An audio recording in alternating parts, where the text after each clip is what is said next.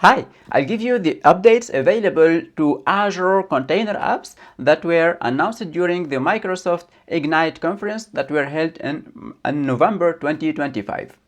So to start with, first feature announced in public preview is the flexible workload profile.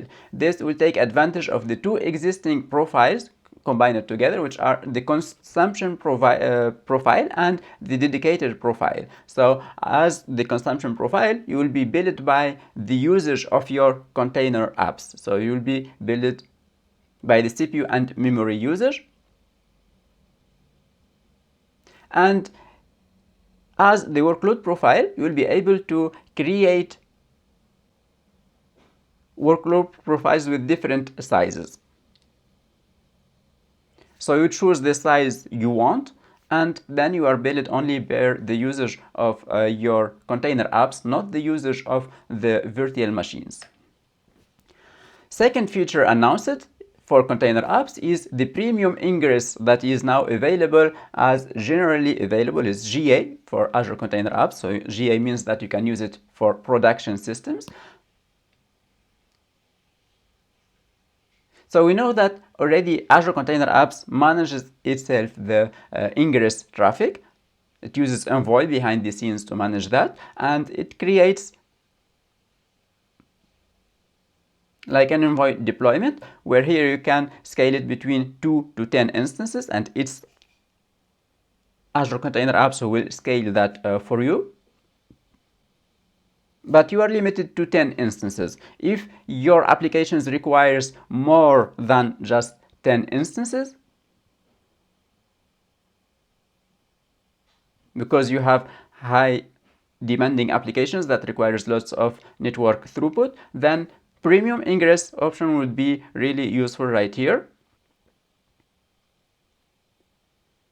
With this feature, the Envoy containers will be installed in your workload profiles as a new container apps. So you will see it in your Azure dashboard.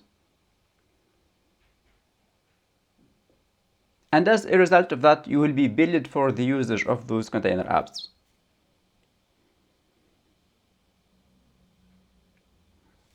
Another feature again available in GA this time is the rule-based routing for container apps. So now instead of specifying the URL paths in other services or other Azure services like Azure Application Gateway or Azure Front Door or NF5, or creating a specific ingress, Nginx ingress inside the container app that will do this routing based on the FQDN or on the URL path.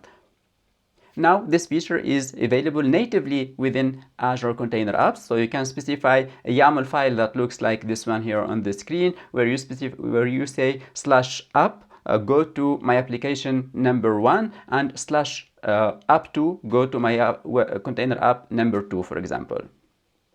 So this is good for also the operational model for container app developer teams who will now have this option to configure themselves the routing and the FQDNs and the URLs of their container apps, instead of waiting for the infrastructure teams to configure this in other systems like Application Gateway, for example. Another good news announced during build is the public preview of confidential computing for container apps. So now you can use hardware trusted execution environments, T, in your container workloads, and this will add security for the constrained environments like bankings and so on. Another really useful feature that I'm fun with is the Azure Monitor dashboards available with Grafana. So now from within the Azure portal in Azure Container Apps environment or the container app itself, when you navigate to the monitoring section, you will see that with logs and metrics, you will notice that there is a new menu called Dashboards with Grafana. This will display literally Grafana native dashboard that is behind the scenes using a connector to Azure, which is the Azure Monitor, to get the metrics available within Azure and then display it in a native Grafana dashboard. And this feature is available for free. And you still here can customize that Grafana dashboard, but you cannot add another connector to other systems, for example. So that's the limitation for today. If you want to do that, then you go to use the Azure Managed Grafana service available within Azure. Let's move to the next feature available, which is serverless GPU. So this was announced a few months ago, but now it's available for even more regions, including France Central, Italy North, and in Europe. And with this feature, you will be able to provision virtual machines that uses the T4 and the A100 NVIDIA GPUs within your Azure Container Apps. So if you want to run LLM models, or if you want to run AI applications, machine learning applications, then those GPUs could be really helpful. And as we are talking about AI, now in Azure Container Apps, you can deploy Azure Foundry models to the serverless GPU. So right from within the Azure Foundry, you will be able to choose Azure Container Apps as a target to deploy your models into it. Cool. Another feature not specific for container apps, but it's useful for the ecosystem of Azure Container Apps, because with Azure Container Apps you typically use a registry, and when we are within Azure, it makes sense to just use the ACR, Azure Container Registry for container apps. And there was this feature available now in general availability in GA for ACR, which is enabling multi-tenant for ACR, where here you can specify airbag roles not at the scope of the entire ACR, but the airbag roles now could be specified and could be applied only to a specific repository. So this means that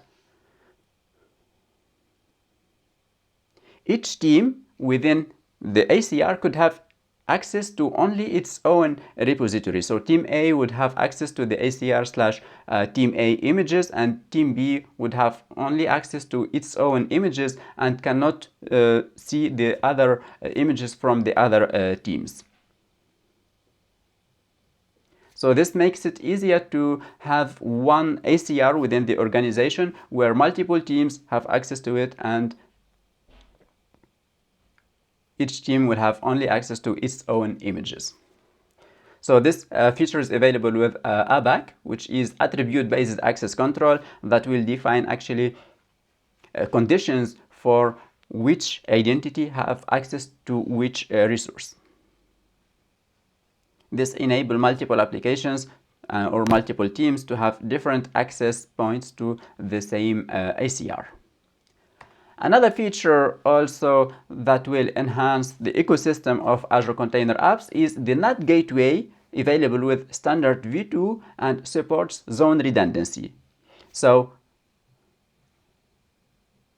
in the cloud, one way to enhance the resiliency of the applications is by enabling multi-zone, or to enable 2 or 3 availability zones. This is now available in Azure Container Apps. You just enable multi-availability zones, and the Azure Container Apps will be created, and it will support the 3 AZs. So when you create the dedicated workload profiles, they will be those VMs will be spread across the 3 availability zones. And for enterprise usage, typically in some use cases we want the outgoing traffic or the outbound or the egress traffic to go not through a firewall, but to go directly to the internet through either a load balancer, or even better for managing the SNAT per existence issue, to go to the internet through a NAT gateway.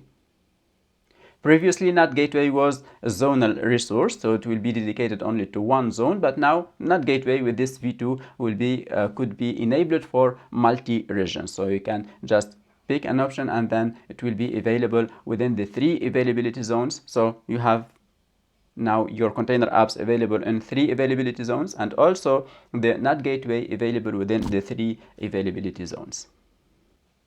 And that's it for today. Thank you.